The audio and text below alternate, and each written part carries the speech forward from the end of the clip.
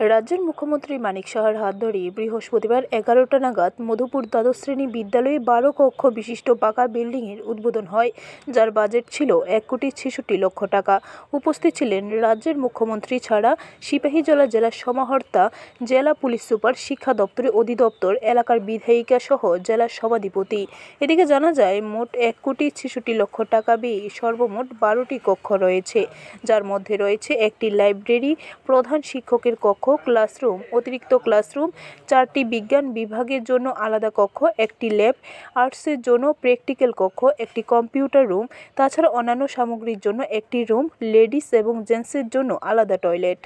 সর্বমোট 12টি কক্ষ। ওই দিন রাজ্যের মুখ্যমন্ত্রীর হাত ধরে গত বছরে মাধ্যমিক, উচ্চ মাধ্যমিক পাশ করা 100% মধুপুর স্কুলের প্রধান শিক্ষিকার হাতে পুরস্কার তুলে দেওয়া হয়। তাছাড়া আশাকর্মী এবং অঙ্গনওয়াড়ি কর্মীর কাজের কর্মদক্ষতা দেখে তাদেরকেও সম্মানিত করা হয়েছে। এদিকে ভাষণ রাখতে গিয়ে মুখ্যমন্ত্রী বলেন, আমাদের রাজ্য উন্নয়নের জোয়ার চলছে।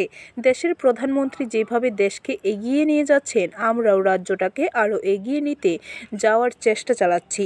বিগত 25 বছরে যা হয়নি তা আমাদের সরকারের আমলে কয়েক গুণ বৃদ্ধি পেয়েছে।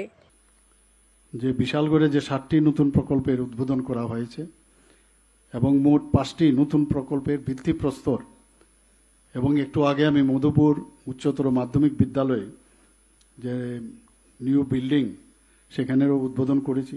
এই 13টি প্রকল্পের জন্য মোট ব্যয় হবে প্রায় 28,72,00,000 টাকা। গত 20 জুন দক্ষিণ জেলায় সাবরুমে মোট 19টি প্রকল্পের জন্য আমি গিয়েছিলাম, সেখানেও প্রায় 32 কোটি টাকার ব্যয় হবে, তারও উদ্বোধন আমি করেছি।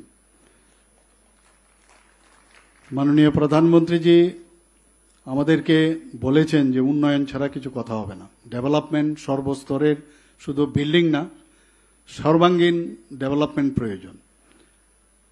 তো আমরা সেই দিশায় আমরা কাজ করছি। ডাবল ইঞ্জিনের সরকার, বিরোধীরা মাঝে মাঝে কটূক্তি করেন যে কি ডাবল ইঞ্জিনের সরকার, কিন্তু আমরা কাজের মাধ্যমে তার পরিচয় দিচ্ছি। ব্যুরো রিপোর্ট, খবর ত্রিপুরা।